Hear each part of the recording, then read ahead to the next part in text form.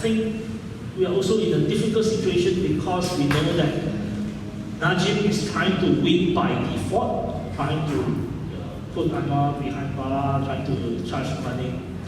In fact, I feel very sad because I started my political involvement in 1998.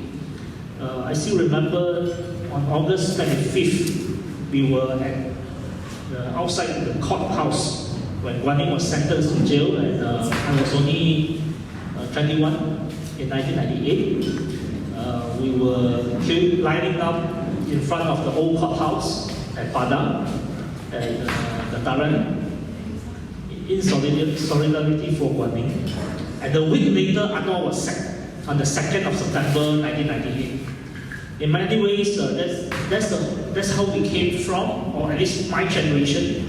At least my generations, I think, would include people like Nurul, Rafizi, and many others who gained our political consciousness in the 1998 situation.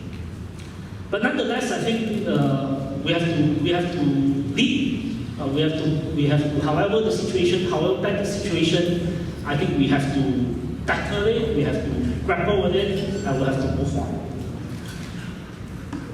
The worst case scenario, what would be the worst case scenario? Now, I personally don't think election will be held this year. But we cannot rule it out. We cannot rule it out. The worst case scenario could be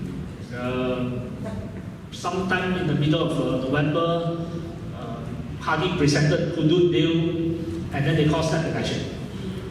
Playing on the same dynamic that they use in Sungai Besar and Kuala Kangsar.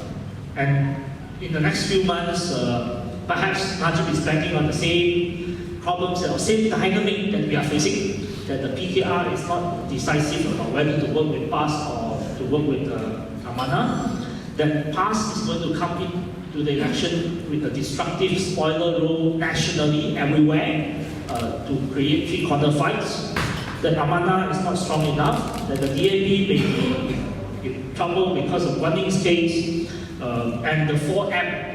Actually, I recently only learned from Putusan that Shafiq Abdul is also Muhammad. So they are saying 4M means Mahathir, Mukhris, Muhyiddin, and Muhammad Shafiq Abdul. Yeah, initially I saw somewhere Mahfuz, and then later I learned that actually Shafiq Abdul also has a Muhammad in front of his name.